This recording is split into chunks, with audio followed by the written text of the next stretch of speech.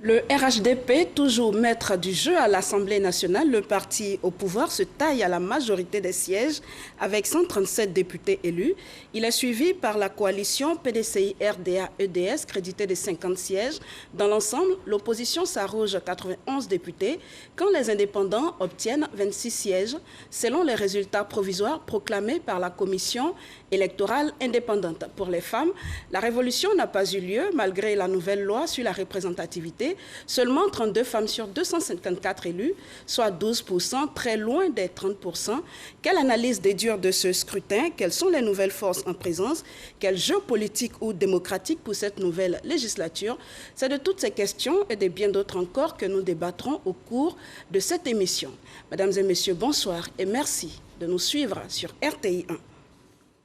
Avec nous en plateau, 4 invités. Dr Bangali Nyangoran, il est enseignant-chercheur à l'université Lorounion-Guédé de Daloa, également analyste politique, tout comme Sylvain Nguessan, directeur du centre de l'Institut de stratégie d'Abidjan. À leur côté, 2 confrères, Élisée Boloube et Félix Dibi-Bonnet. Messieurs, bonsoir et merci d'avoir accepté notre invitation.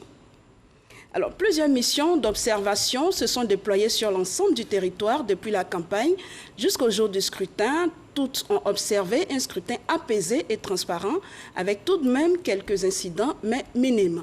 Je vous propose de les écouter. Nous avons remarqué que cette élection s'est déroulée dans le calme, dans la sérénité, et dans un contexte politique où il y avait une volonté réelle de tous les acteurs politiques d'apaisement. Et ça ne s'est pas démenti. Donc le 6 mars, les élections se sont globalement bien passées. On a relevé ici et là quelques incidents, mais qui n'ont pas eu un impact ni sur l'intégrité du scrutin, ni sur sa transparence, ni sur sa régularité. Le personnel des bureaux de vote était présent dans tous les bureaux de vote. Dans tous les bureaux de vote visités, la présence des représentants des différents partis était effective. La mission a donc noté la présence discrète des forces de défense et de sécurité dans les centres de vote qui ont maintenu l'ordre dans le respect des droits humains. D'une façon générale, la mission de la CEMAC note le caractère transparent observé dans la conduite des opérations de dépouillement, de décompte et d'annonce des résultats partiels sur les lieux de vote en présence des représentants des candidats et des observateurs électoraux. Aucun incident de nature à perturber la sincérité du vote n'a été constaté par les observateurs de la CEMAC. Nos équipes d'observateurs ont suivi toutes les phases des scrutins allant de l'ouverture des bureaux de vote à la proclamation des résultats en passant par le déroulement des votes et le dépouillement des bulletins. Les coordonnateurs ont assisté à la compilation de ces résultats dans les bureaux de vote et les CEI locales. Ces élections législatives du 6 mars 2021 se sont déroulées dans un contexte général apaisé, marqué par de nouvelles alliances entre forces politiques. En effet, toute l'opposition s'est résolue à prendre part aux élections législatives à l'effet de contrôler l'Assemblée nationale et d'user du pouvoir législatif pour constituer un contrepoids. La Fondation Djigui a observé une couverture médiatique riche, variée et équitable. Le scrutin et la campagne ont été couverts par les médias nationaux et internationaux de manière convenable et déontologique. Toutefois, la Fondation a noté avec regret le faible taux de participation des femmes malgré les dispositions définies dans le protocole de Maputo. Les législatives du 6 mars 2021 interviennent dans un climat relativement apaisé.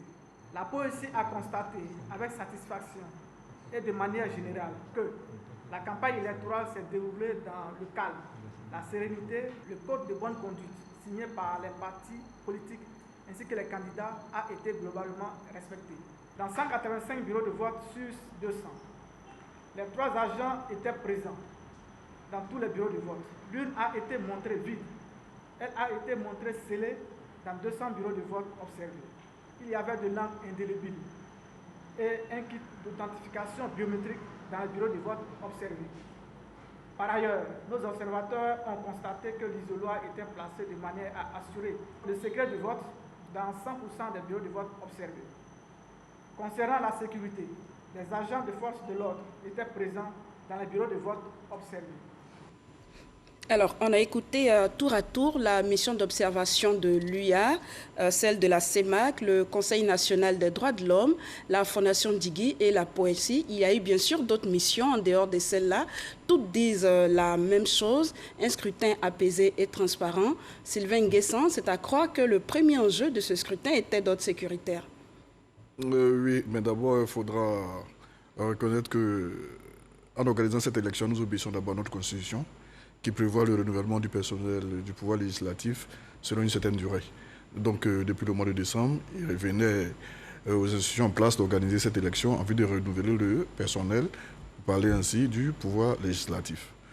L'enjeu, donc, après cette présidentielle, dont nous avons tous vu les conséquences, dans diverses localités, c'était de voir si les Ivoiriens étaient capables de compétir sur le terrain politique sans recours à la violence. Fort heureusement, dans la quasi-majorité des localités, des circonscriptions, il n'y a pas eu d'acte de violence.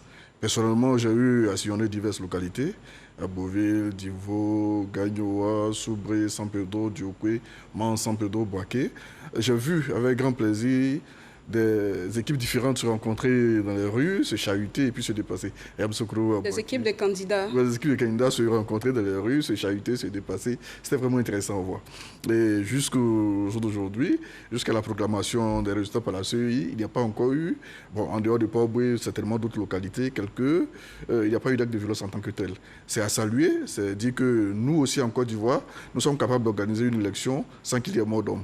Nous aussi, nous pouvons être un exemple de gouvernance, d'organisation d'une élection, que compétir sur le terrain politique ne revient pas forcément à susciter des actes de violence avec comme bilan mort d'homme. C'est à saluer, c'est certainement le signe de la maturité de notre classe politique et aussi de la population électorale.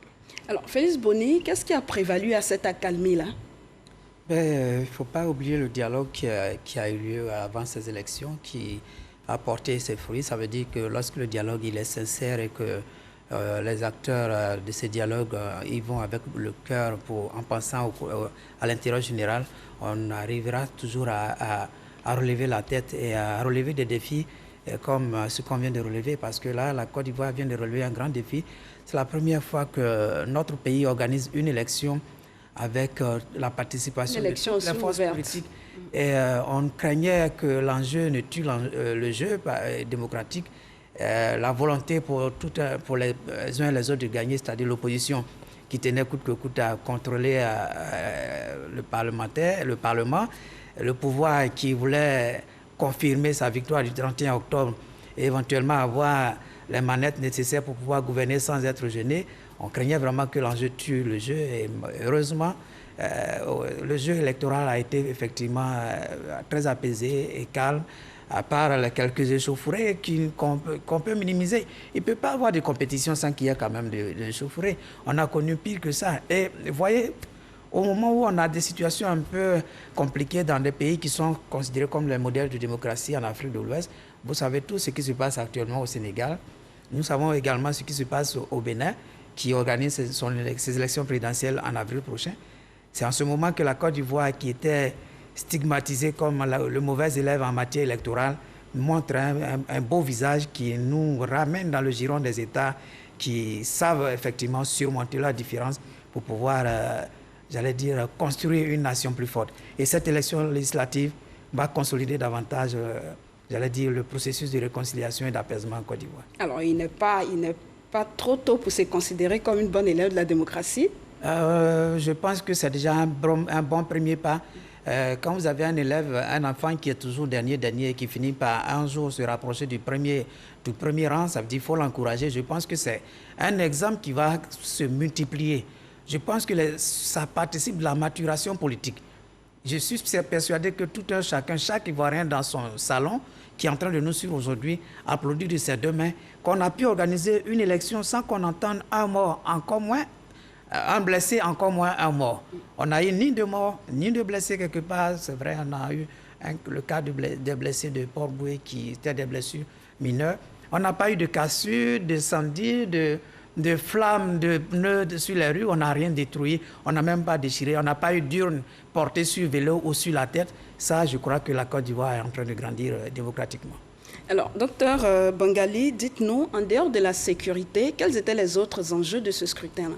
L'enjeu majeur de ce scrutin, c'était surtout le retour dans le jeu politique d'une fraction de la classe politique, d'une partie de la classe politique qui s'était un peu reléguée à la marge de la compétition du point de vue des élections.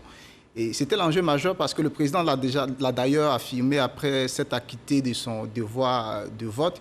Il a eu à dire que depuis plus de 20 ans, ce sont les premières élections législatives qui rassemblaient toutes les formations de la classe politique ivoirienne. Donc c'était l'enjeu majeur de réussir donc ce retour en douceur dans le jeu politique ivoirien de la classe politique. Sinon, une fraction de la classe politique s'était retirée après le contentieux de 2010, notamment la fraction pro-Gbagbo, qui est revenue dans la compétition. Et aujourd'hui, on a cette impression d'avoir affaire à une compétition, je dirais, qui est plus représentative de ce qu'est la Côte d'Ivoire politique.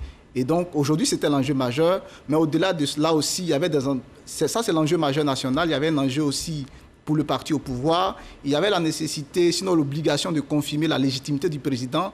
Vu les conditions dans lesquelles les élections présidentielles se sont déroulées, il y avait là l'occasion pour le parti au pouvoir d'affirmer donc sa majorité électorale. Et cela a été réussi. Pour l'opposition également, il y avait l'enjeu de se repositionner sur le chiquier politique dans la perspective des différents enjeux qu'il y aura par rapport à 2025. Et donc, à ce niveau également, l'opposition a réussi à se repositionner dans le Parlement. Il y aura une suite, certainement, pendant les élections locales concernant les élections pour la mairie, ainsi que dans les circonscriptions des conseils généraux. Donc, aujourd'hui, que ce soit du côté de l'opposition comme du pouvoir, il y a eu, pour chaque côté, il y a une réussite. Il a eu une réussite pour ce qui concerne des objectifs qu'on s'était fixés avant des élections. Et le meilleur, c'est que tout cela s'est passé dans des conditions apaisées. Toutes les missions d'observation qui ont été déployées ont utilisé le même lexique, ont utilisé des mots tels que des élections apaisées, des élections dans une atmosphère de paix, convivial. Il est clair que dans certaines circonscriptions où il y avait une sorte de derby électoral entre deux têtes de liste qui soit s'étaient déjà opposées dans des compétitions passées, il y avait un enjeu de clarification, donc on a senti un peu de nervosité, mais dans l'ensemble, ces élections se sont passées dans une atmosphère apaisée et cela est à saluer. D'accord. Alors, Élisée, comment vous avez apprécié le ton de cette campagne-là? Au travers de votre question, avant que je ne puisse répondre, vous me permettrez pour quelques instants que je me départisse en fait du vêtement de journaliste pour revêtir vraiment celui des citoyens et dire honnêtement que c'est un citoyen très fier que je me retrouve sur le plateau à commenter ces législatives-là. Faut dire que quand on sort des présidentielles que nous avons vues en octobre 2020 et qu'on se retrouve à des législatives pareilles, il y a de quoi en tant que citoyen, être fier. 3 mois après. 3 mois après à peine. Il y a de quoi être sincèrement fier. Moi, je voudrais sincèrement dire merci. Et ça, je le dis du plus profond de mon cœur. Comme je l'ai dit tout à l'heure, vraiment pas dans le manteau de journaliste, mais en manteau de citoyen, dire merci aux acteurs politiques. Aux acteurs politiques qui ont fait preuve de responsabilité et qui ont prouvé que lorsqu'on se parle, comme pouvait le dire tout à l'heure mon confrère, lorsqu'on se parle, on arrive à lever des barrières. Et on peut toujours éviter des situations qui pourraient nous envoyer vers des catastrophes. Et ça, je voudrais vraiment dire que tout est au mérite de la classe politique ivoirienne. Mais je voudrais aussi saluer la maturité du peuple ivoirien qui est en train de comprendre que les élections, avant tout, restent un jeu desquels on peut sortir et puis continuer à vivre. Il n'y a pas lieu de se donner la mort ni d'aller dans des conflits parce qu'on veut juste avoir le pouvoir ou on veut juste diriger. Et ça, je voudrais vraiment que les Ivoiriens se l'approprient et définitivement restent dans les mœurs des Ivoiriens et qu'on se dise qu'après une élection, il y a la vie et on doit continuer de vivre. Alors, qu'est-ce que vous avez déploré pendant cette campagne-là?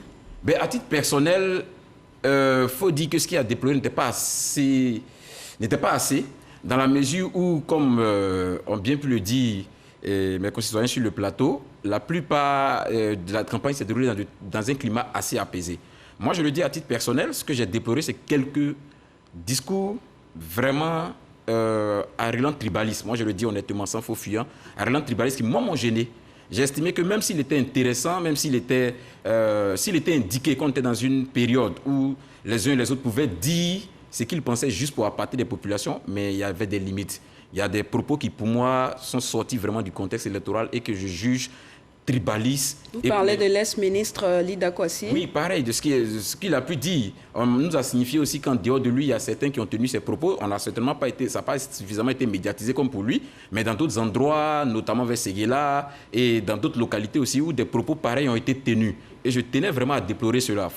Il faut que nos acteurs politiques comprennent que la politique peut se faire autrement. On n'a pas besoin d'aller dans, disons, des conflits tribaux pour pouvoir opposer des populations. Tenir ce genre de langage, ça n'a vraiment pas, ça n'a pas d'utilité en fait. Et de toute façon, aujourd'hui, je pense qu'au regard de la suite qui a été donnée à ces propos-là, ils auront compris que les Ivoiriens ne sont plus preneurs en fait de ce genre de discours, qu'ils veulent tourner la page, ils veulent aller de l'avant. Parce qu'en réalité, nous sommes à une étape où il faut construire une nation. Il faut qu'on sorte de l'aspect État pour construire une nation. Et construire une nation, ça veut dire que chacun de nous doit comprendre que quelle que soit la portion de terre où il se trouve dans ce pays-là, il est chez lui. Ça, il faut qu'on le comprenne. Alors, oui, allez-y. Je vais appuyer ce que Élisée vient de le dire tantôt parce que... Alors, moi, je vais plutôt vous demander, qu'est-ce qui peut pousser un homme politique à tenir ce genre de propos? Mais j'appelle ça des dérives langagières et de la culture politique. Parce qu'un homme politique, c'est avant tout celui qui connaît la politique, c'est-à-dire le métier qu'on exerce. Et il faut le connaître pour l'exercer dans les règles de l'art. Les dispositions de la Constitution ivoirienne, pour ne pas dire le code électoral ivoirien, sont clairs sur si les auteurs de ces discours connaissaient effectivement les dispositions de notre Constitution et de notre code électoral. Oui, en matière d'élection, ils n'auraient jamais tenu ce genre de propos. Mais je vais donner quelques exemples. Le bastion du PDCI-RDA aujourd'hui, au sortir de ces élections législatives, quand on sort du Vébaoulé, c'est la Nawa. On va arriver au bastion. Oui, je suis en train de raisonner sur les discours. C'est la Nawa. Mais dans la Nawa, quand vous arrivez dans la zone de la Nawa de Soubré, la zone forestière, les parents baoulés, qui sont de grands producteurs de cacao, c'est eux qui constituent le gros électorat des candidats du PDCI dans cette zone. Et quand vous arrivez dans cette zone, le député du PDCI, pendant combien d'années, peut-être qu'il a été réélu, s'appelle Aka Hervé. Mais Aka Hervé, ce n'est pas un nom de San Pedro, ce n'est pas un nom koumen, hein? C'est un nom baoulé. La disposition de nos textes prévoit que quand on est électeur, quand on est sur la liste électorale, pour les élections législatives, on peut être candidat dans toutes les localités de Côte d'Ivoire. Oufoué-Boigny a été député, à ce que je ne sache pas, de Yamoussoukro. Hein? Il a été député au nord. Je crois bien que c'est à Korogo. Ça veut dire que, et même, sortons même du cadre de la Côte d'Ivoire. On a des Africains qui ont été élus, Kofi Nyam en France. On a Barack Obama, on aurait pu dire, va te présenter aussi au Kenya. Parce que je suis un peu le débat sur les réseaux sociaux. Ce débat-là ne peut pas prospérer. Parce que l'élection législative ou les élections locales, parce que je compte les élections législatives dans les élections locales, puisque c'est un individu face aux populations d'une localité. Même si après, c'est un rapport personnel avec le peuple de cette localité. Qu'est-ce que tu as fait? Tu peux être natif de cette zone, mais si tu n'as jamais assisté tes parents quand ils ont des funérailles, quand tu n'as jamais payé une seule ordonnance, quand tu t'es jamais battu pour qu'on puisse reprofiler une piste, et que quelqu'un qui est natif peut-être d'ailleurs, qui est là, qui assiste ses parents, sache qu'on va choisir cette personne-là, plutôt que toi qui es le natif de cette zone.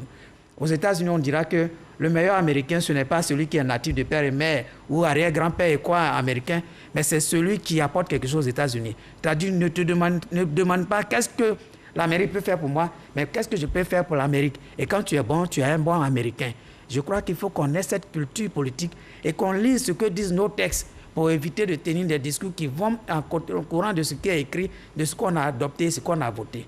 Et moi, je condamne fermement. Vous en avez gros sur le cœur. Je condamne fermement ce genre de discours parce que c'est ça qui aurait pu nous conduire à d'autres dérives, à d'autres déviations par rapport à ces élections qui se sont avérées finalement apaisées parce que le peuple n'est plus réceptif, comme Élisée l'a dit, de ce genre de discours. Quelqu'un d'autre voudrait réagir là-dessus ou on peut poursuivre? On peut poursuivre. Je pense que la déclaration qu'a produit l'ex-président Laurent Gbagbo pour donner sa position concernant cette déclaration qui a été faite dans le cadre des législatives à la Kota permet aujourd'hui de tenir la page. Il s'agit de l'opinion d'un membre du parti et, disons, la vision du FPI a été officiellement donnée par la déclaration de Laurent Gbagbo, donc je pense qu'il ne faut pas continuer à s'attarder sur ça. D'accord. Alors, les résultats de ce scrutin donc sont désormais connus. Je vous propose d'écouter un extrait de la décision de la Commission électorale indépendante, décision qui a été rendue cet après-midi même après la proclamation donc des résultats. On écoute le président de la CEI, Ibrahim Koulibaly Kuibiert. Article 1. Il est sursis de plein droit à l'élection du député de la circonscription numéro 097, Hariko Ka, Nyakarama Dougou et Tortilla, commune sous-préfecture. La commission électorale indépendante procédera à une nouvelle élection dans un délai de 1 mois à compter de la date initialement prévue pour la tenue du scrutin. Article 2. Le recensement général des votes donne les résultats suivants. Inscrits 7 359 399. Votants 2 788 022. Bulletins nuls 82 184. Bulletins blancs 34 083. Suffrages exprimés 2 705 838. Taux de participation 37,88%. Article 3. Sont déclarés élus les candidats dont la liste est annexée à la présente décision.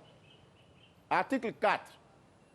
Le droit de contester l'élection à l'Assemblée nationale de l'une de ces personnes ci-dessus désignées à l'article 3 appartient dans une circonscription électorale donnée à tout candidat ou à toute liste de candidats de la dite circonscription, à tout parti ou groupement politique ayant présenté une candidature dans le délai de 5 jours à compter de la date de proclamation solennelle des résultats provisoires par le président de la commission électorale indépendante. Article 5.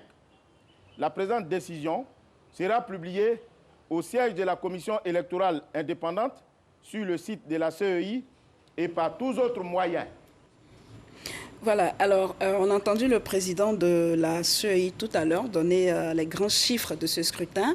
On va tout de suite attaquer la participation. Ce scrutin, donc les législatives 2021, ont enregistré une participation de 37,88%. Docteur Bengali. Je dirais que c'est une constante. Les législatives, de façon traditionnelle, historique en Côte d'Ivoire, ne mobilisent pas grand monde. En 2000, on a eu un taux de participation de 33%. En 2011, on est passé de 33% à 36,5%. Ensuite, en 2016, on est redescendu légèrement à 34%, avant de remonter aujourd'hui à 37%. Donc, on est toujours resté dans la trentaine.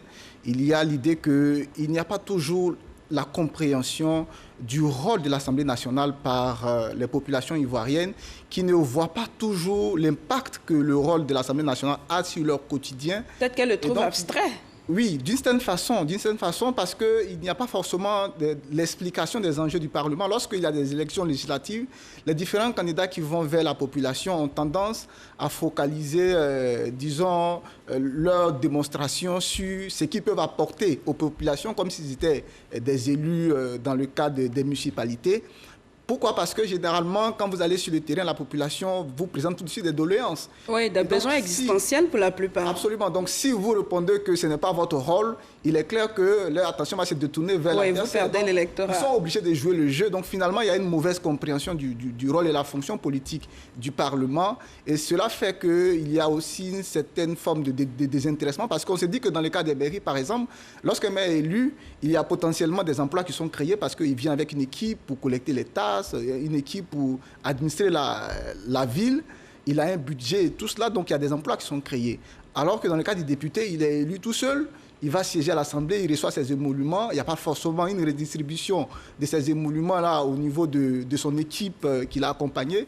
Et donc tout cela fait que, généralement, de façon historique, en Côte d'Ivoire, les législatives ne drainent pas forcément grand monde. L'autre raison qui pourrait expliquer ce faible taux en 2021, c'est que nous sortons des élections présidentielles où on a espéré, en tout cas qu'avec les législatives, avec l'entrée en jeu de la branche pro-Gbagbo de l'opposition, cela allait automatiquement entraîner... allait drainer les populations vers les urnes. Mais il se trouve qu'aujourd'hui, il y a, je dirais, un désenchantement du corps électoral rattaché à l'opposition à cause de la manière dont, disons, l'aventure concernant la présidentielle a été conduite. On s'est rendu compte que ce corps électoral a été engagé dans un combat et finalement, ça s'est terminé en queue de poisson. Et ils ont eu l'impression que l'élite politique de l'opposition a joué un peu avec leurs espérances, avec leurs rêves. Et donc, il y a un certain désenchantement qui fait qu'aujourd'hui, il y a, disons, une position d'observation pour voir où est-ce que tout cela va aboutir. D'accord. Alors, c'est quand même une progression de 4 points par rapport à 2016. Élisée, comment vous expliquez la participation? Effectivement, on avait tous espéré, hein, ça il faut le dire honnêtement, avec l'entrée en jeu de l'opposition, qu'on assisterait véritablement, comme on le dit, à une participation massive du corps électoral, voilà, aux législatives, mais dans la réalité, nous avons constaté que nous sommes restés toujours au même niveau, disons, comme le disait mon prédécesseur, dans la fourchette de la trentaine. Mais comme je le dis, ça s'explique un peu. C'est-à-dire, en réalité, aujourd'hui, l'élection qui a toujours suscité plus d'engouement, ça a été les présidentielles. La présidentielle, les présidentielles. Les législatives sont restées toujours dans cette fourchette. Mais pour la simple et unique raison que les députés élus eux-mêmes n'arrivent pas à faire comprendre leur rôle aux populations, en fait. Il y a ce problème-là. Vous voyez, quand on a une population comme la population ivoirienne, où la grande majorité n'est forcément pas au parfum de ce que c'est qu'un parlement, ou la compréhension de là où se prennent des décisions, des lois et tout ça, il y a ce devoir de pédagogie-là que chaque député doit faire. Vous imaginez des députés qui sont élus, qui n'ont réapparu dans leur zone que parce qu'on a dit qu'on va faire des élections maintenant. On ne les a plus jamais revus. Mais on peut mettre une permanence. Le rôle du député, c'est de voter des lois. C'est de faire prendre des lois. Mais les lois, là, en réalité, c'est pour qui? C'est pour les populations. Les populations ont des besoins. Mais si vous n'avez aucune permanence même dans votre région, où vous pouvez recueillir les propositions de ces populations-là, où vous pouvez permettre à ces populations de vous soumettre ce qu'elles veulent, comment elles veulent voir leur situation améliorée, pour que vous en fassiez des projets de loi, mais il va sans dire qu'elles se sentent elles-mêmes délaissées. Parce qu'en réalité, après, quand on finit d'être élu, quand les populations finissent de vous élire, ben la jouvence, elle est personnelle. Parce que c'est ce que nous tous on constate. On voit, vous faites la bombance et tout ça, c'est individuel. Lui, l'électeur, il se demande qu'est-ce qu'il a gagné au-delà de votre élection. Il y a ça. Donc, en réalité, il y a ce manque de pédagogie des élus même qui n'arrivent pas à faire comprendre leur rôle à la population et qui n'arrivent pas à suffisamment jouer même ce rôle en réalité. Donc, arrivé à un certain moment, les populations se disent, comme on le dit, hein, lorsque le tonnerre gronde, chacun protège sa tête. Lui, il va demain être dans la bombance et puis moi, qu'est-ce que je gagne derrière? Donc, il préfère m'abstenir. Et tant qu'on n'arrivera pas à changer ces paradigmes-là, on sera toujours dans cette fourchette, en fait. D'accord. Alors, Sylvain Nguessan, c'est vrai que le député, il vote les lois. Ce qu'on constate aussi, qui pourrait peut-être expliquer le manque d'intérêt des populations pour cette élection-là, c'est que finalement, le député, il vote pour son parti. Donc, il y a un problème de concertation avec la base. Il y a également la redevabilité. Très peu vont sur le terrain pour expliquer ce qu'ils ont fait, pour expliquer l'intérêt des différentes lois-là. Est-ce qu'on ne pourrait pas corriger cette désaffection des populations-là en tenant compte de ces facteurs-là? Bon, c'est aux députés élus d'aller vers ces électeurs, vers la population, pour expliquer les projets de loi.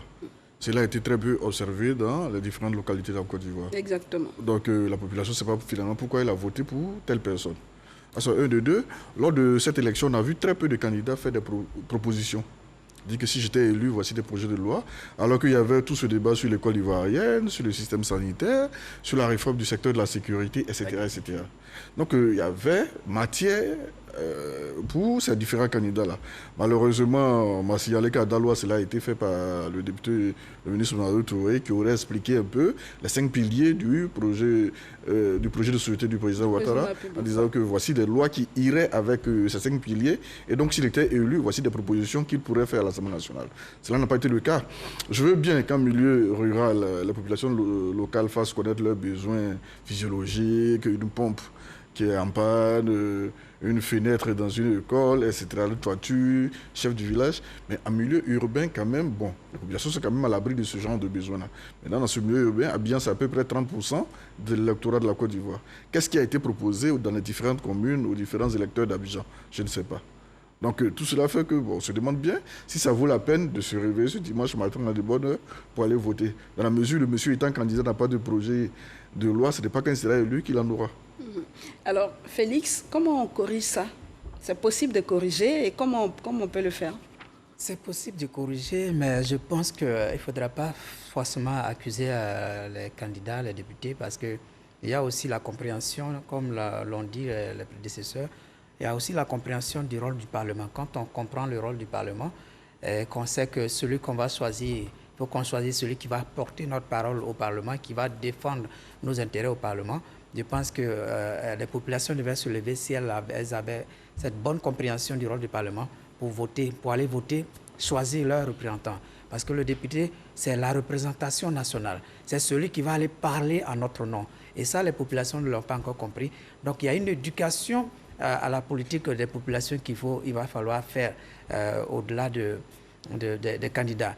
Mais un autre fait également que je voudrais faire noter, observer, c'est que c'est vrai que on a l'impression qu'il y a eu un peu d'amélioration au niveau du taux de participation, mais n'oublions pas que la liste électorale a évolué également d'au moins 10%. On a eu plus d'1 million d'inscrits encore sur la liste électorale. On a eu la participation de toutes les formations politiques. On a eu une sorte de revanche sur l'élection présidentielle passée au cours de laquelle d'autres se plaignaient de n'avoir pas pu prendre part. Pourquoi les populations ne se sont pas levées? Tout ça, je pense que c'est dû au fait... Et on a eu jusqu'à 1511 candidats qui n'ont pas été capables de mobiliser davantage de populations pour aller les voter. À Yopougon, par exemple, seulement 18% de participation. Seulement 18% de participation. Yopougon qui a le plus grand, pourcentage d'électeurs, la plus grande commune qui a le plus grand nombre d'électeurs, seulement 18% qui se sont mobilisés. Et quand on parle de désaffection, effectivement, il y a une grande désaffection au niveau de, je dirais, vous verrez que le RHDP, le parti au pouvoir, continue de mobiliser. Mais quand vous suivez du côté de l'opposition, il y a une grande désaffection au niveau des partisans, surtout des partisans de l'ex-parti au pouvoir, c'est-à-dire du Front populaire ivoirien, qui est un parti divisé aujourd'hui, qu'on appelle une partie EDS.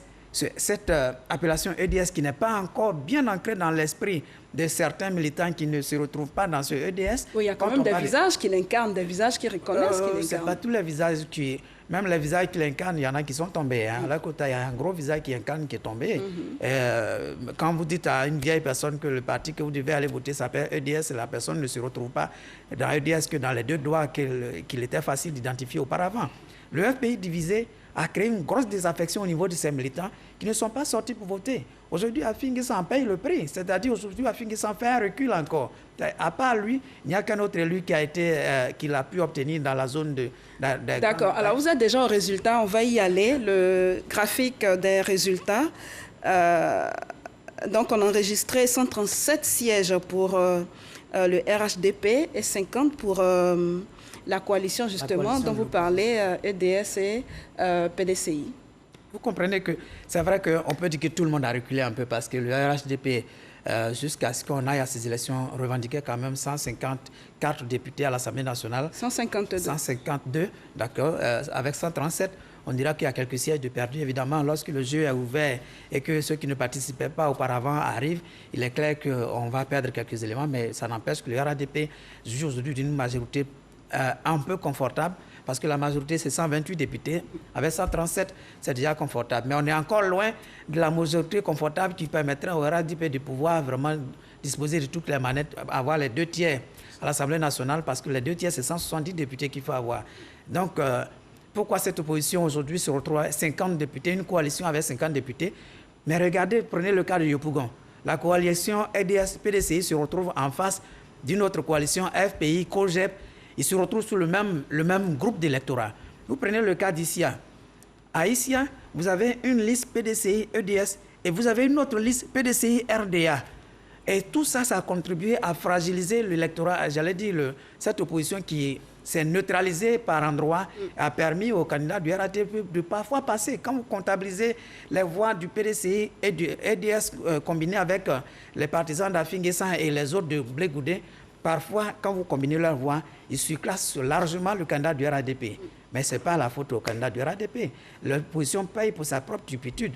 Qu'est-ce qui les empêchait de s'entendre pour dire on va aller ensemble et faire contrôler le Parlement, on met nos listes ensemble. Ils n'ont pas pu s'entendre et ils en payent le prix. Et ils n'ont pas pu s'entendre, ils ont payé doublement le prix aussi au niveau du taux de participation.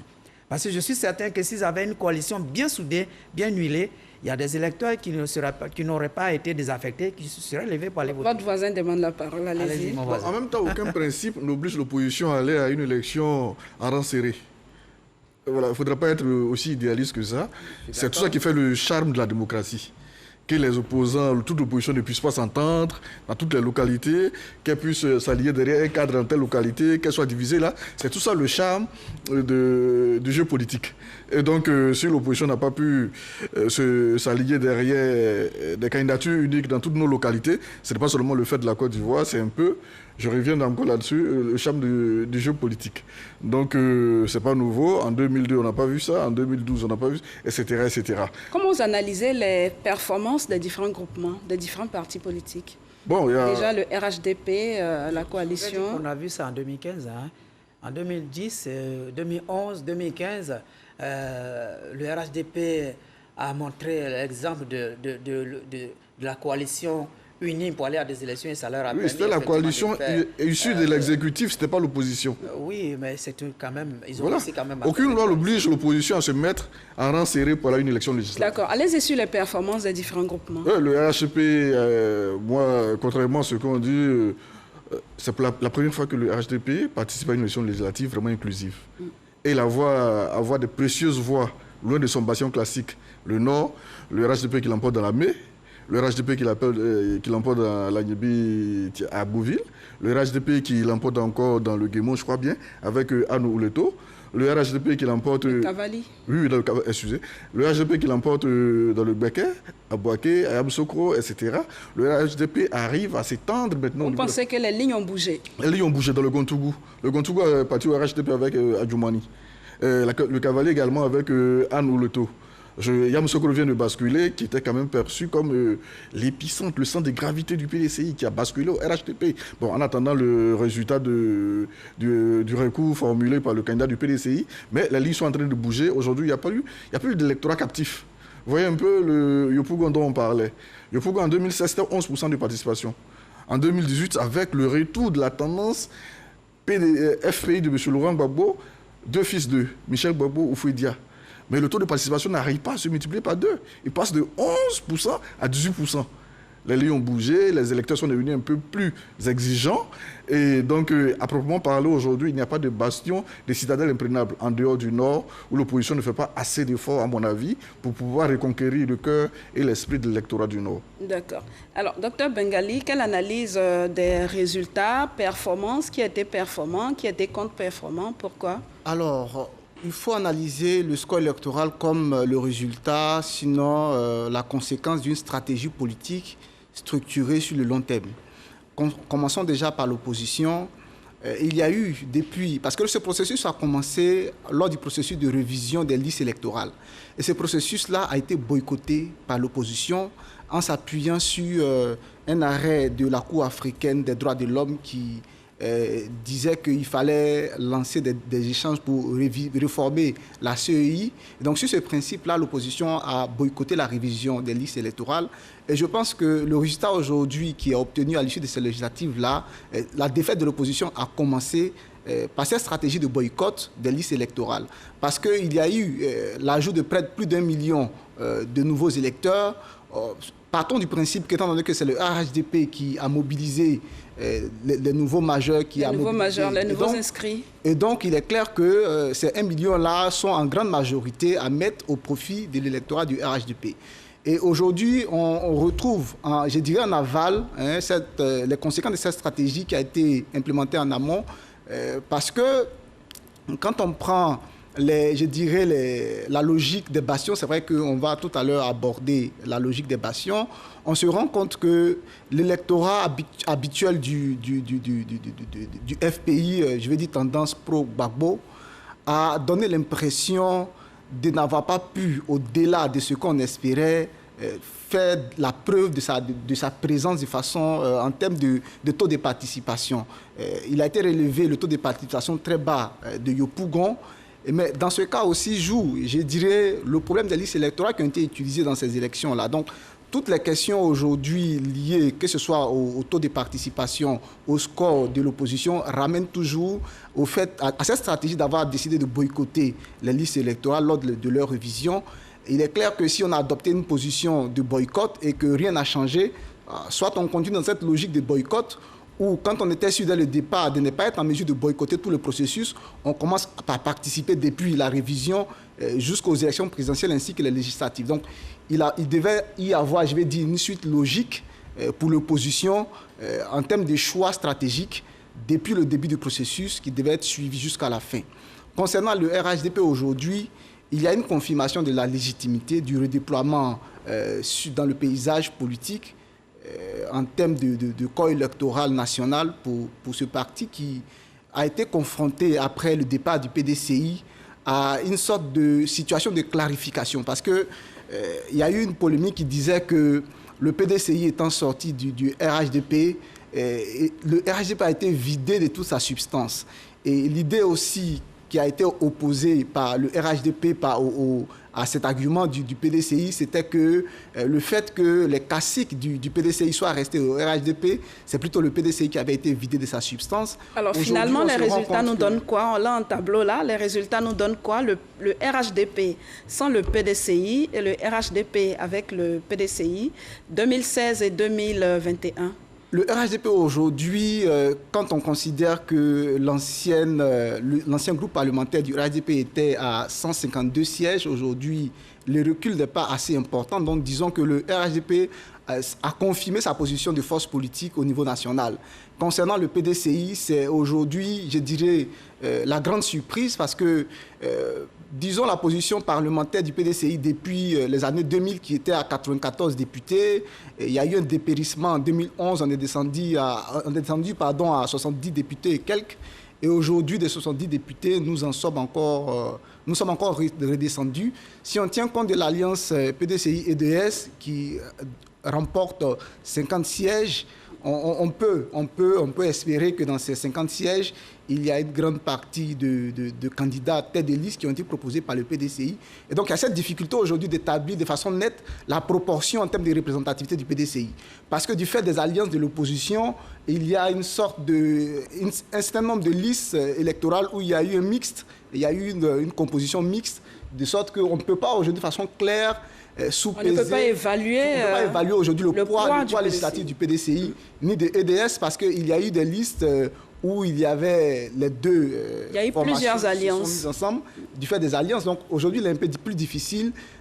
Donc on peut faire une estimation globale de l'opposition qui est à 91 députés qui représentent 35% du Parlement. C'est clairement, je dirais, ils ont sauvé les meubles. Ils ont sauvé les meubles parce qu'il était question aujourd'hui pour eux de revenir dans le jeu politique, se positionner par rapport aux enjeux futurs.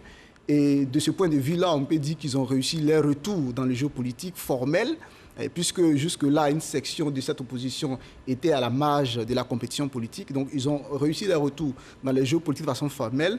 Et la suite nous dira comment est-ce qu'ils utilisent le jeu des alliances pour peser dans tout ce qui se décidera, parce que le parti au pouvoir n'a pas réussi à décrocher la majorité des 2 tiers. Alors, il est clair que pour certaines réformes législatives qui sont exceptionnelles, telles que les révisions de la Constitution, il faut la majorité des 2 tiers. Et donc, comment cela va se jouer? Est-ce qu'on va convoquer un congrès, additionner la majorité du RHDP au Parlement avec la majorité de la Chambre haute, le Sénat? pour arriver à ces 2 tiers, alors tout cela est à voir. Tout cela est à voir. Alors, Élisée, vous allez analyser le FPI d'Afi N'Guessan en 2016 et en 2021. Avec l'entrée de EDS sur la scène politique, comment s'est comporté le FPI d'Afi N'Guessan? Les résultats sont là. Le FPI d'Afi N'Guessan ne remporte que 2 sièges pour ces législatives. Là où je crois qu'en 2016, il était autour de 9, je crois. 4 députés. Non, 3 députés. 3, ok, d'accord. 3. Par exemple, c'est 9% plutôt pour la présidentielle. Voilà, c'est ça. Sinon, 3 députés, aujourd'hui, il est à 2. Notamment, et on reconnaît qu'il y a eu une régression. Je dirais que le FPI d'Afi paye aussi le retour dans le jeu politique des pro-Gbagbo, qui, entre-temps aussi, ont toujours montré leur divergence vis-à-vis de la ligne qu'avait adoptée Afi, et qui, d'ailleurs, s'est durci même, je dirais, puisqu'ils ne sont même pas arrivés à faire une coalition contre le parti au pouvoir pour ces législatives. Est-ce qu'ils ne souffrent pas d'un problème de légitimité? C'est une réalité. Ça, je pense que seuls ceux qui veulent se voiler la face vont se voiler la face, mais il y a une réalité. Il ne faut pas qu'on se voile la face. Afi a peut-être la légalité. Le FPI d'Afi a peut-être la légalité, mais Afi n'a pas la légitimité sur le... Voilà, il a la légalité, pardon. Il a la légalité, mais il n'a pas forcément la légitimité. Et vous pensez que ces élections l'ont clairement démontré? Ces élections l'ont démontré. Et pour peut-être aller aussi dans le sens de la question, comme on a posé par rapport à l'analyse des données, moi, honnêtement, quand je regarde ces données, je pense, parce que tout à l'heure, j'ai vu RHDP 167 en 2016, et puis il y a eu 137. Mais ne perdons pas le vue que le RHDP en 2016 était avec le PDCI. Voilà, donc c'est le RDR, le PDCI réunis. Parfois avec l'UDPCI, l'UPCI. L'UDPCI même s'était démarqué un peu parce qu'il y avait quelques dissensions. Donc l'UDPCI était venu à 6 sièges. Mais c'est sur cette coalition-là qui était à 167. Et aujourd'hui, je peux dire que sans le PDCI, ou bien avec le PDCI, les caciques qui sont partis et autres, il est à 137. Donc on peut dire, en réalité, il est resté plus ou moins dans sa marge, en fait. Il n'y a pas eu vraiment trop de régression. Par contre, je note qu'au niveau du PDCI, parce que le PDCI, lorsqu'on avait fait la répartition en 2016, le PDCI, en tant que PDCI, était autour de 80 sièges. Il était autour de 80 sièges. Mais aujourd'hui, quand on regarde le PDCI, compilé même, le PDCI à lui seul donne 23 sièges, mais compilé avec EDS, ils ne sont même pas à 80. Donc ça veut dire quelque part, il y a eu un recul qui peut s'expliquer, comme je l'ai dit, par certainement la désaffection des populations qui ont estimé à un certain moment que si vous ne pouvez pas arriver à vous entendre pour nous emmener dans une direction, nous, on s'assoit chez nous carrément. Et puis aussi, sans compter les conséquences des élections de la présidentielle de 2020, où beaucoup ont estimé qu'on les avait envoyés dans une aventure qui a été finalement une aventure malencontreuse. Puisqu'au final, c'est eux qui sont restés, qui ont été les plus grands perdants. D'accord. Alors Félix, allons-y avec les bastions. Vous l'avez dit tantôt, les lignes avaient commencé à bouger. Exactement où les lignes ont bougé? Les lignes ont suffisamment bougé. Si je prends le cas d'Afi N'Guessan, il perd la moitié de son bastion parce que Bongouanou, qui est sa citadelle imprenable, a vu la percée d'un jeune loup du RHDP, Jacob Assouba, qui a été élu, c'est-à-dire député de Bongouanou commune. C'est-à-dire, à côté du siège d'Afi N'Guessan se trouve désormais le parti au pouvoir, le RHDP. Ça, c'est pour ce qui concerne le FPI. Le PDCI a verrouillé le Vébaoulé, a maîtrisé son bastion, mais allait se créer un autre bastion à l'ouest, dans la région de la Nawa. Et je dirais même que globalement, le PDCI et le RHDP se sont partagés les bastions du Front populaire ivoirien. C'est-à-dire la Nawa qui revient au PDCI, le Lodjibois qui revient au RHDP. Docteur Sylvain N'Guessan n'a pas parlé du Sud Komoué. Tout le Sud Komoué auparavant, de Grand Bassam, Bonoua jusqu'à Aboissou, c'était le FPI qui contrôlait. Aujourd'hui, tous les sièges pratiquement de cette zone sont revenus au RHDP. Et ça veut dire que des bastions classiques sont tombés, sauf le bastion du Nord qui reste toujours le bastion imprenable. Parce que jusque-là, les autres formations politiques ne sont pas encore arrivées à trouver la formule pour positionner des candidats pour gagner des élections dans les zones du Nord. Et ça, il va falloir que ces formations politiques recomposent leur façon de voir, leur stratégie politique, parce que tant qu'on restera sur les stratégies tribales, j'allais dire régionalistes et autres, on ne va pas avancer. Et c'est pourquoi les gens le discours comme ce qui a été tenu, ce qu'on a condamné au départ, il faut les condamner. Au lieu de tenir ce genre de discours, il faut ouvrir le jeu politique, il faut faire des propositions qui sied aux populations. Tant que vos propositions peuvent cadrer avec les attentes des populations, vous pourrez toujours avancer et avoir des élus un peu partout. Aujourd'hui, le RADP, mais c'est aussi, il faudrait que je souligne un autre aspect. L'avancée du RADP aussi est due aussi à un facteur qui est très important. Quand on est au pouvoir, on a la force, on a les moyens, on a l'aura et on a tout l'avantage nécessaire. Lorsque le Front populaire ivoirien, qui avait moins d'une cinquantaine ou une trentaine, je crois 34 députés avant 2010, arrive au pouvoir, ce parti va avoir plus d'une centaine de députés. Les moyens de s'implanter. Ils ont eu les moyens de s'implanter et c'était implanté partout. Vous verrez qu'il y avait eu des députés du FPI un peu partout, dans toutes les communes d'Abidjan. Pratiquement, les communes étaient contrôlées par le Front populaire ivoirien, qui a eu même des députés jusqu'au nord-est, c'est-à-dire dans les zones de Tanda, Bondoukou. Le FPI avait des députés un peu partout. Lorsque vous êtes au pouvoir, vous avez cet avantage comparatif, cet avantage au niveau des moyens, cet avantage au niveau de l'aura des personnalités que vous avez. Le discours politique, il est encore plus aisé et ça a permis au RADP aujourd'hui de faire la razzia qu'il a fait. Et ça, c'est incontestable. Le PDCI a nettement reculé, pour ne pas dire gravement reculé, parce que ce parti a perdu le pouvoir depuis 1999. Depuis 1999 jusqu'à aujourd'hui, le PDCI ne fait que s'étioler, c'est-à-dire les élus PDCI ne font qu'aller en décrescendo en termes de nombre de députés, d'effectifs. Donc ça va de soi. Tout à l'heure, Dr Nguessan était en train de dire l'opposition n'est pas obligée d'aller en coalition unie. Cela participe du jeu électoral. Mais cette opposition n'est pas obligée de vendre sa coalition, son unité aux populations. Elle a tenté de vendre cette coalition aux élections présidentielles. Ça n'a pas marché. Elle tente de vendre une autre coalition qui est une coalition, j'allais dire, qui s'est effritée en cours de chemin. Tout ça, là, ça a créé la désaffection au niveau de l'électorat de cette opposition. Et c'est pourquoi je dis, elle ne peut s'en prendre qu'à elle-même. Parce que si elle avait réussi à créer une sorte de coalition plus unie, je suis persuadé qu'elle serait arrivée à mobiliser davantage. Et non seulement elle serait arrivée à mobiliser davantage, mais elle aurait gagné plus de sièges parce que dans la plupart des localités... Vous avez des cas précis? Je donne le cas de Issia, où vous avez une coalition EDS, PDCI, face à une liste PDCI-RDA typique. Vous avez des zones où j'ai additionné les voix du PDCI, EDS avec celle du FPI. Vous prenez le cas du Moronou. Si Afinguessan formait une coalition avec le PDCI, le parti d'Afinguessan a eu 18% à Bongouanou. Le candidat du PDCI a eu 36%. Mais le vainqueur RHDP a eu 39%. Si vous mettez les deux ensemble, ils ont presque 50%. Ça dit que la mésentente entre les acteurs de cette opposition a permis aux candidats du RHDP, au moment où vous vous battez, ils s'arrogent le siège. Et aujourd'hui, on ne retiendra que celui qui est député à l'Assemblée nationale, est le candidat du RADP qui a remporté le siège. Et c'est celui-là qui va décider et qui va porter la parole, alors que peut-être si vous vous étiez mis rapidement, sur le retour sur la scène, on va dire, du FPI de Gbagbo avec EDS, finalement, vous le logez où sur la cartographie? Mais sur la cartographie, le FPI de Gbagbo n'a pu conserver ses bastions. Ils n'ont pas pu conserver leurs bastions. Ils n'ont eu que quelques sièges. Ils ont eu 8 sièges. EDS a eu 8 sièges au maximum. On ne l'a pas mentionné. Mais une autre force politique qui a fait son entrée sur la scène politique ivoirienne, Ensemble pour bâtir, EPB, qui a également 8 sièges comme EDS. EPB, c'était une force politique qui n'existait pas. C'est une coalition avec l'UDPCI, avec FPI et puis le COGEP. Mais qui a pu quand même avoir 8 sièges qui pourra s'arroger à un groupe parlementaire à l'Assemblée nationale. Et EDS aujourd'hui, Yopougon a sauvé un peu avec les 4 députés, puisqu'il y en a 4 pour EDS et puis 2 pour le PDCI. Ça fait Yopougon seul fait la moitié des députés remportés par EDS.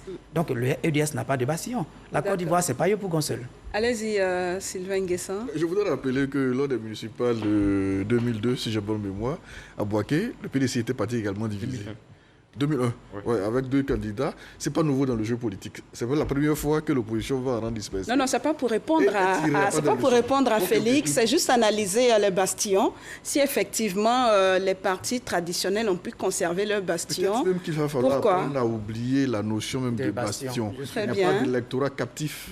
Il n'y a pas d'électorat captif.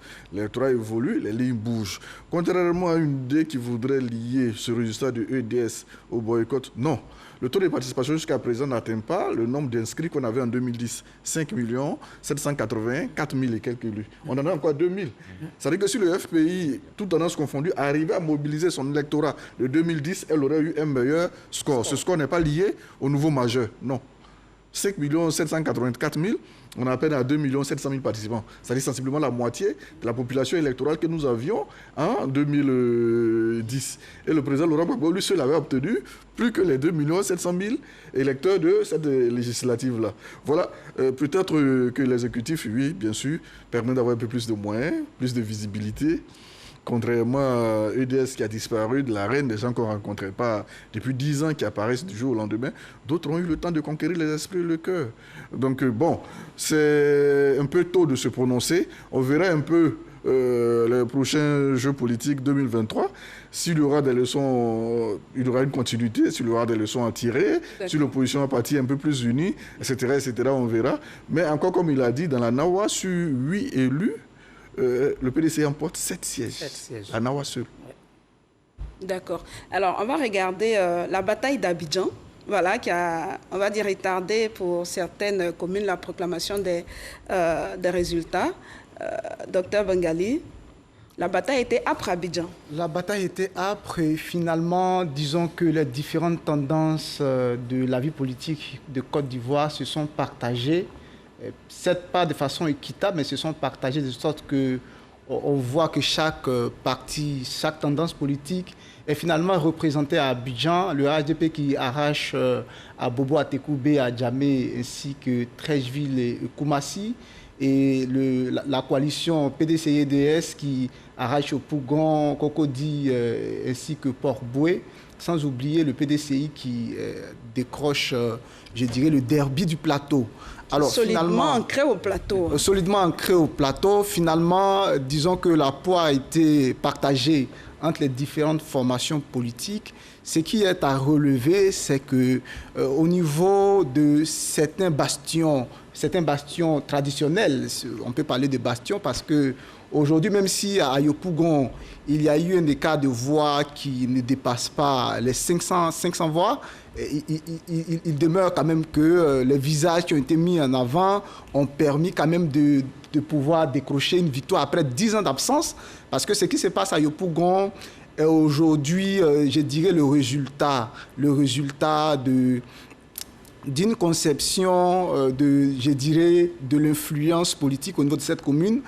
Il est un peu quand même étonnant de savoir qu'après 10 ans d'absence dans le jeu politique, la coalition composée par le FPI qui a proposé 4 candidats a réussi à arracher cette commune spéciale, de Yopougon si spéciale pour le FPI qui aujourd'hui revient, en tout cas pour ce qui concerne les législatives, dans l'escarcelle du FPI.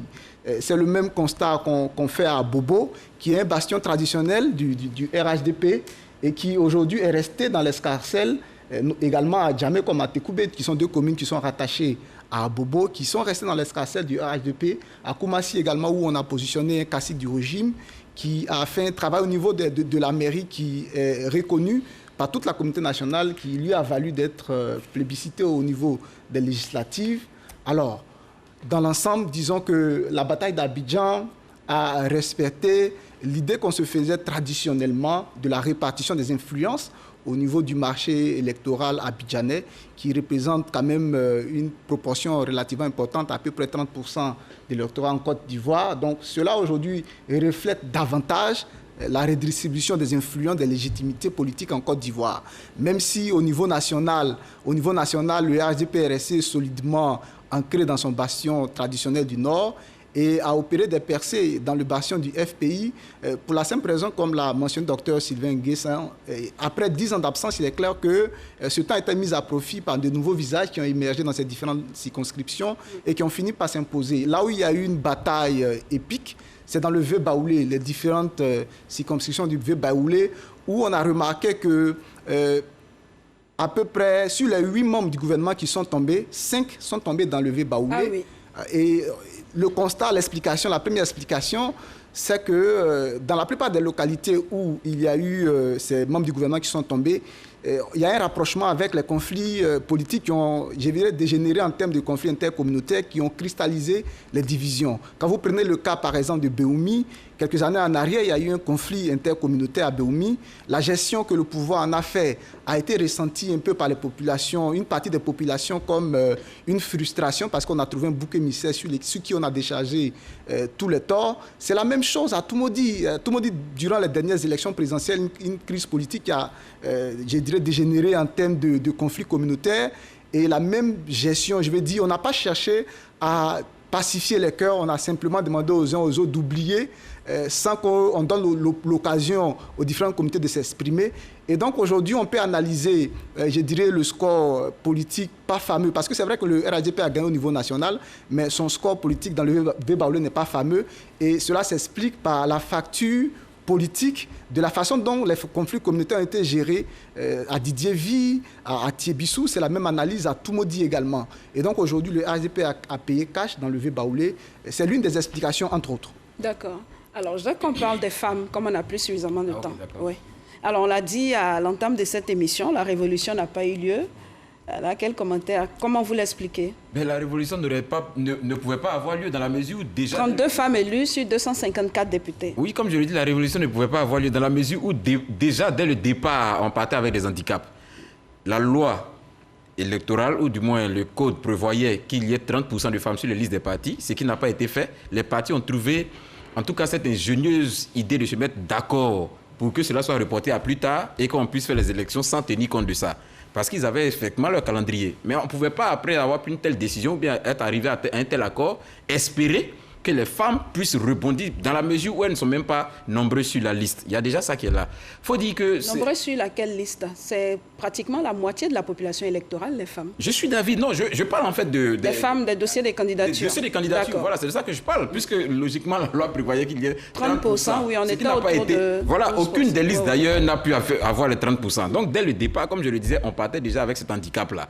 Donc quand on n'a pas déjà ce nombre, on ne peut pas espérer avoir un miracle se réaliser. Il ne faut pas qu'on perde de vue aussi que c'est à l'image de la configuration même de nos partis, en fait. Dans les partis, c'est vrai que les partis les plus significatifs, on voit des femmes quelquefois à un certain niveau, mais lorsqu'on va dans la logique des ratios, généralement, vous verrez que les femmes, sur 10 personnes qu'on doit mettre en avant, généralement, on ne prend même pas plus de 3 femmes. Voilà, ça s'explique. Je ne sais pas, les partis politiques mettent en avant généralement ce volet-là du fait que les hommes sont beaucoup plus actifs un peu sur le terrain, c'est vrai, mais il y a aussi ce côté, je pense, ce côté un peu macho qu'on ne veut vraiment pas peut-être dévoiler, mais qui est une réalité aussi. Les présenteurs, où on veut forcément peut-être être devant parce qu'on est des hommes, et puis mettre les femmes un peu derrière. Et puis aussi, il y a les femmes qui, elles aussi, dans les partis, elles ne doivent pas attendre qu'on leur donne tout aussi. Il faut qu'elles-mêmes aussi se battent, en fait, pour pouvoir se positionner. Et on voit des cas de certaines femmes qui, elles, aujourd'hui, sont arrivées à se hisser à un certain niveau, non pas parce qu'on leur a fait la passe ou bien qu'on leur a fait la part belle, mais parce qu'elles se sont levées et qu'elles se sont battues pour atteindre ce niveau-là.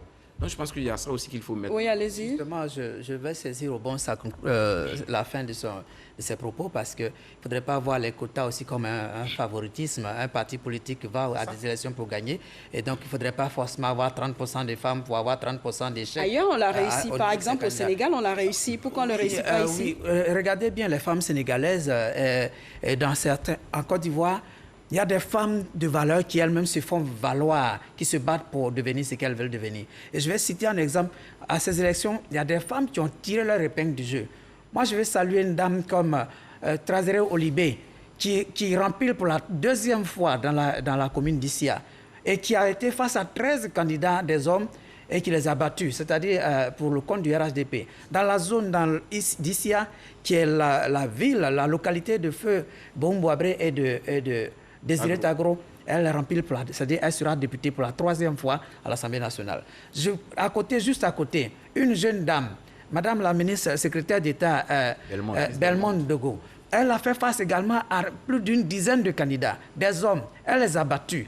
Et elle était dans une zone également supposée être le bastion de l'opposition, parce que Guibéroua, c'est chez Charles Blé Goudé, et il y a eu un candidat EDS là-bas qu'on appelle le docteur Blé Christophe, qui est le médecin particulier de Laurent Gbagbo. Elle a battu ces hommes, tous ces candidats, et elle remplit pour la 2e fois. C'est une femme leader qui est en train de se créer dans cette zone. Revenons juste ici à Cocody. Il y a une jeune dame que tout le monde connaît maintenant pour être désormais célèbre par rapport à son troisième mandat, Frédéric Yasmina Ouigné, qui a son troisième mandat, candidat du PDCI pour son premier mandat. Au deuxième mandat, elle se retrouve désaffectée par son parti. Elle y va en indépendant. Le parti se retrouve encore en elle, le ramène, elle gagne encore avec le PDCI pour la troisième fois. Ce sont des dames qui sont des dames de valeur. On n'a pas besoin d'aller les chercher. Elles s'imposent. Donc, je crois que la question du quota, c'est une bonne chose. Mais il faut que les femmes se lèvent. Et je crois que des dames comme Henriette Dagri-Diabaté ou Mme Simone Gbagbo, ce sont des dames qu'on n'a pas favorisées. Ce sont des dames qui se sont faites, qui se sont imposées. Et ces dames-là ne devraient pas regretter de se reposer aujourd'hui parce qu'elles ont des viviers avec ces trois dames que je suis en train de citer, qui doivent être des modèles pour les autres femmes qui nous regardent, pour savoir qu'elles peuvent être devant et elles auront leur place. Merci Félix. On va parler des indépendants avec Sylvain Nguessan. Oui, là nous sommes 26 indépendants. Contre 26 indépendants, oui. Contre 75 pour la dernière législation. Bon, ça se comprend, hein, tous les partis sont revenus dans le jeu. Il y a plus de candidats RHTP qui ont été choisis par le PDCI, le RDR, qui a suscité beaucoup de frustration dans le Vieux-Baoulé, de Tia-Salé jusqu'à Botro. Bon, là, c'est chaque parti qui brandit ses candidats un peu, donc c'est tout à fait naturel, normal qu'on passe à 26 sièges. Bon, on verra jusqu'à la fin du mois de mars combien parmi eux qui seront... Le mercato a déjà commencé, c'est clair. Combien parmi eux qui seront encore indépendants. Mais qui me soit permis de revenir un peu sur cette question de quota des femmes. Alors, partout, ça a été un succès, que ce soit en Afrique du Sud, que ce soit au Rwanda, ça a été une volonté politique. Choisissons des localités en Côte d'Ivoire où les partis politiques vont s'entendre pour qu'il n'y ait que des candidates. À Bobo, PDC, alors là, je vous donne une minute. Vous choisissez seulement que des candidates. Béomi, vous ne choisissez que des candidates. Sinon, aussi longtemps qu'on va remonter dans la psychologie, dans l'histoire, dans la sociologie ivoirienne, les Akans, société initiatique, donc la place de la femme, ce n'est pas dans les instances décisionnelles. C'est nous faux, société initiatique, la place de la femme, ce n'est pas dans les instances décisionnelles. L'Ouest, tribu guerrière, initiatique, donc il n'y a pas de femme dans les instances décisionnelles. Notre reine est femme, hein? Oui, mais bon. Oui, mais à côté de ça, on sait ce qui se passe. Le pouvoir... Donc, il faudrait qu'il y ait une volonté politique, que les grandes formations politiques s'entendent pour qu'il y ait un débat politique où on choisit des localités où toutes ces formations politiques vont présenter des femmes. Ça a été fait ailleurs. C'est une solution parmi C'est la solution. Alors, sinon, tant qu'on laissera avec notre mentalité patriarcale de laisser les garçons compétir avec des femmes, on aura toujours ce faible ratio de femmes à l'Assemblée nationale. Merci Sylvain. Alors finalement, la nouvelle législature se dessine en attendant bien sûr la décision du Conseil constitutionnel. Qu'attendent les Ivoiriens de leurs députés? Walter Amadou leur a tendu le micro. Les députés sont des personnalités clés dans le processus du développement d'une nation. Alors c'est pourquoi leur participation à la vie des populations est un engagement. C'est pourquoi nous encourageons ces autorités-là à vraiment œuvrer à l'hémicycle en tenant compte des aspirations des populations. Un député doit être le porte-voix de la population qu'il a élue. Vous voyez, dans des villages, s'il n'y a pas d'adduction d'eau, s'il n'y a pas d'électricité, s'il n'y a pas d'eau potable, ce n'est pas le ministre, ce n'est pas le président de la République qui va porter cela. C'est le député. C'est lui qui porte l'information et les gens statuent à ce niveau-là et ils prennent les décisions pour venir satisfaire ces populations-là. Moi, je pense que c'est le rôle du député qui est là. Pour moi, le député, il incarne le peuple, quoi. C'est le porte-parole du peuple à l'Assemblée. C'est-à-dire que c'est celui-là qui est plus proche de la population et qui va le défendre à l'Assemblée. Le député est très important et c'est celui-là qui transmet un peu les messages du peuple au président. Donc c'est vraiment un garant pour la population, quoi. Le député doit avoir un comportement exemplaire. Voilà, le député doit être ouvert à son peuple. Il doit l'écouter, il doit savoir ce qui lui plaît, ce qui ne lui plaît pas. Voilà, c'est quelqu'un qui doit être facile à approcher. Le député, il doit beaucoup écouter sa communauté. Il doit être attentif. Il doit être aussi, pourquoi pas, solidaire. Quand il peut aider. Le député pour nous doit être une personne modèle, une personne sage, une personne ayant des valeurs, des principes. Le député doit être un homme votant des lois afin de maintenir l'ordre et la sécurité dans le pays. Le député, c'est un représentant à l'Assemblée nationale qui porte voix pour la population, pour les besoins de la population. Les députés ivoiriens sont en quelque sorte exemplaires. Il y a d'autres qui se préoccupent plutôt de la situation que vit la population. Il y a d'autres, par contre, ce n'est pas aussi le problème. Le problème, c'est d'avoir un poste à l'Assemblée nationale et puis, bon, s'asseoir là, recevoir leur rémunération. Même si la population souffre, ce n'est pas le problème. Généralement, les députés, c'est lorsqu'il y a des élections qu'on les voit dans nos différentes communautés, dans les quartiers. Hormis cela, même là, il doit être en parfaite harmonie avec la communauté. Tu vas demander à plusieurs personnes quel est le député de ta commune, ils ne sauront pas vous le dire, ils ne sont pas accessibles. Ma proposition, c'est d'être à l'écoute de la population.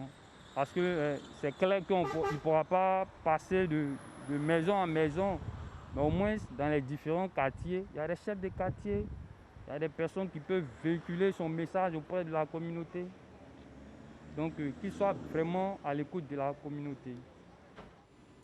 Alors, on a entendu, les attentes des populations sont nombreuses. On note certainement une méconnaissance du rôle du député. Également, le dernier intervenant qui parlait de l'absence des députés sur le terrain. Peut-être qu'il va falloir revoir ça. Mais ce que je dois vous demander, est-ce qu'avec la configuration actuelle, sous réserve de validation par le Conseil constitutionnel, est-ce que l'opposition aujourd'hui peut avoir un poids à l'Assemblée nationale?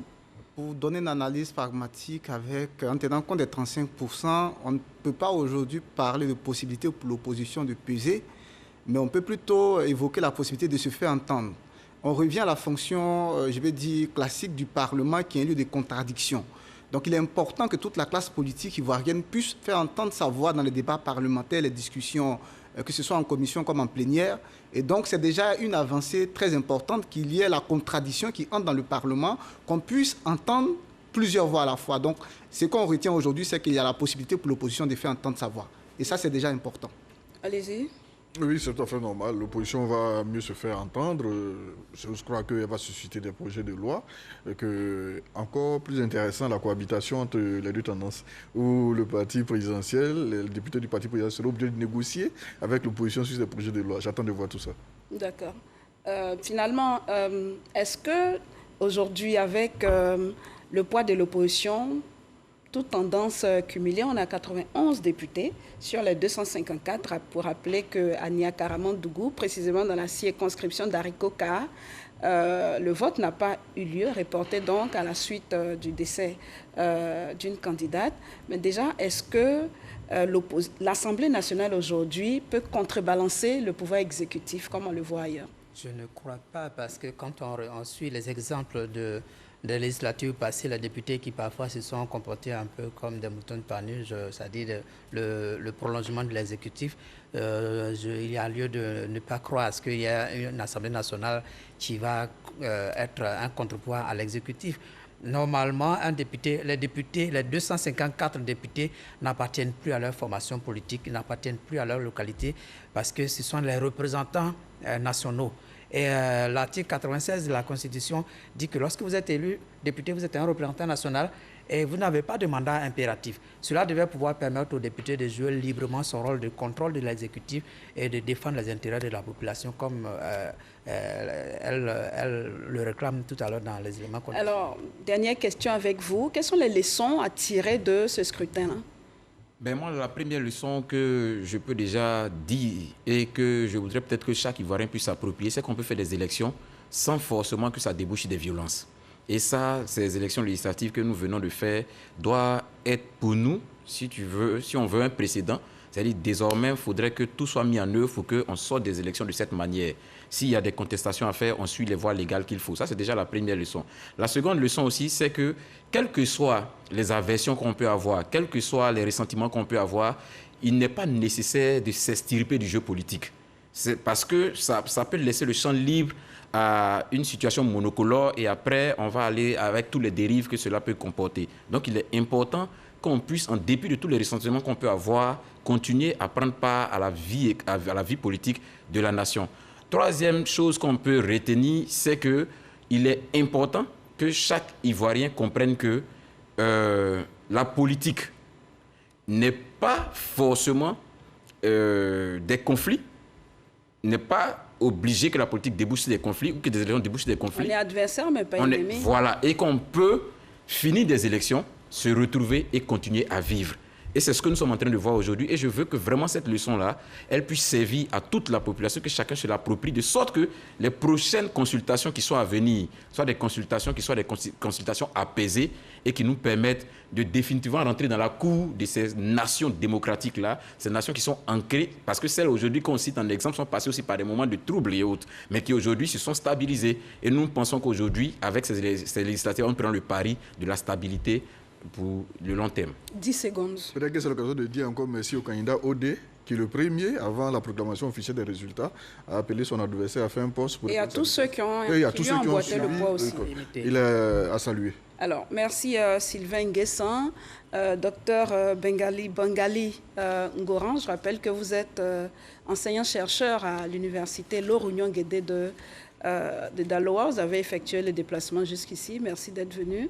Merci également à Élysée, à Félix Boni. C'est la fin de cette émission consacrée au décryptage des élections législatives 2021. Merci de nous avoir suivis et bonne suite de programmes sur RTI 1.